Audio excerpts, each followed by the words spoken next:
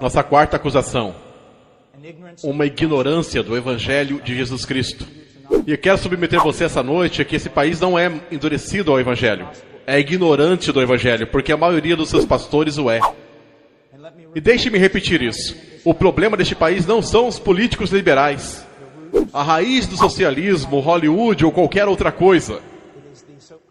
Assim chamado, o pastor evangélico de nosso país e o pregador de nossos dias, o evangelista de nossos dias. É aí que o problema deve ser encontrado.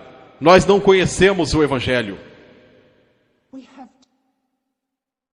Nós pregamos o glorioso Evangelho de nosso bendito Deus e o reduzimos a 4 leis espirituais e 5 coisas que Deus quer que você saiba, com uma pequena e supersticiosa oração no final, que se alguém repetisse depois de nós com bastante sinceridade, nós declaramos de forma papal, nascida de novo.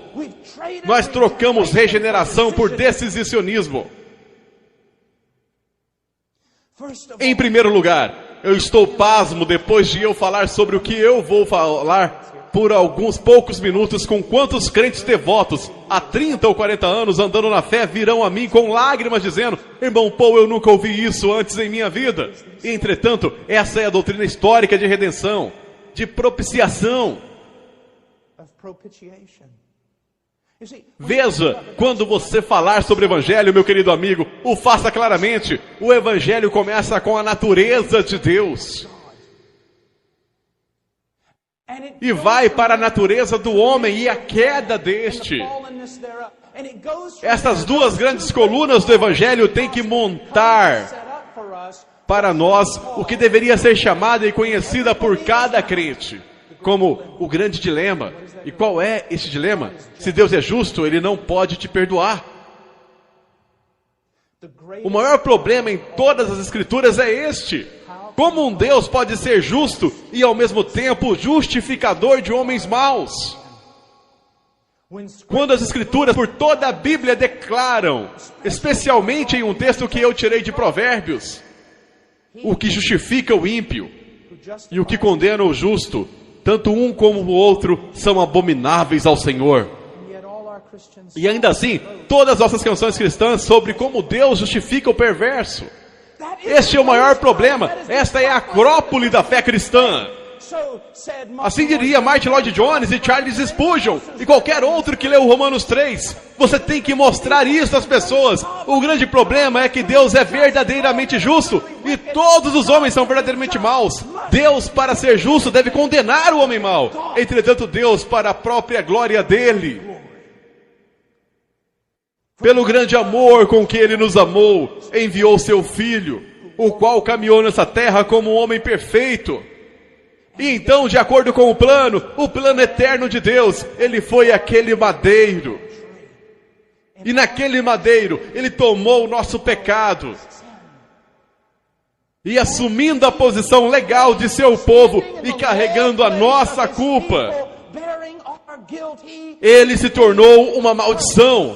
Maldito todo aquele que não persiste em praticar todas as coisas escritas no livro da lei. Cristo nos resgatou da maldição, se tornando uma maldição em nosso lugar. Tantas pessoas têm essa visão romântica e imponente do Evangelho, onde Cristo está lá, pendurado no madeiro, sofrendo debaixo das feridas do Império Romano, e o Pai não teve força moral para aguentar o sofrimento do Filho dele, e por isso virou sua face. Não! Ele se virou porque o Filho se tornou pecado. E tantos quantos ele está naquele jardim grita: passa de mim este cálice. Especulam, bem, o que esteve no cálice? Oh, é a cruz romana, é o chicote, são os cravos, é tudo isso e tudo aquilo. Eu não quero desconsiderar os sofrimentos físicos de Cristo naquele madeiro. Mas o cálice era o cálice da ira de Deus Pai, que Ele teve que ser despejada sobre o Filho. Alguém teve que morrer suportando a culpa do povo de Deus, desamparado por Deus pela justiça dele e esmagado debaixo da ira de Deus, pois ao Senhor agradou moê-lo.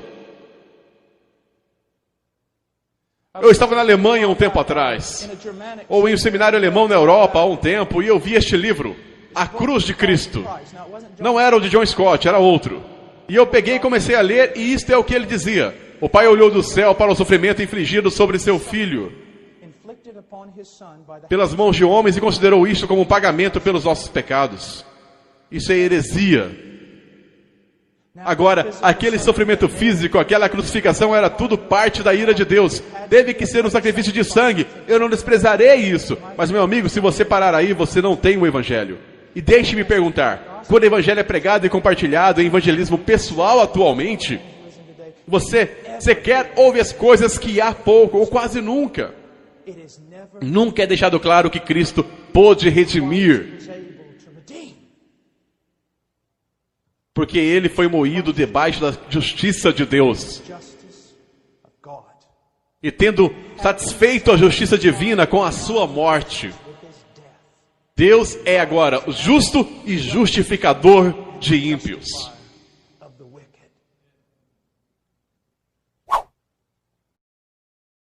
Redução de evangelho. E nós ainda nos perguntamos por que não há nenhum poder nele. Nós nos perguntamos por que, o que aconteceu, e eu irei te falar, quando você deixa de lado o evangelho, e não há mais nenhum poder em sua suposta mensagem do evangelho, você então tem que recorrer a todos aqueles pequenos truques de mercado, que são tão proeminentes usados nos dias de hoje para converter os homens. E nós todos conhecemos a maioria deles. Todos eles não funcionam.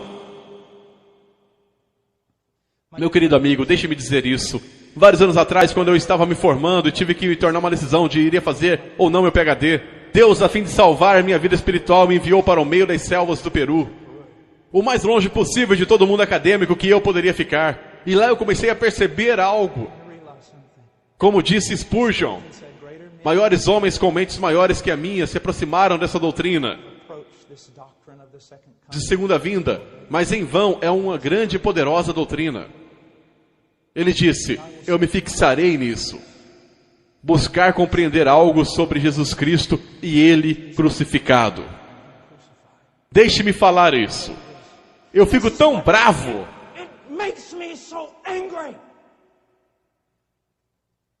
Quando as pessoas tratam o glorioso Evangelho de Cristo como se fosse um primeiro passo para entrar no cristianismo, que só leva aproximadamente 10 minutos de aconselhamento, e então você parte para coisas maiores.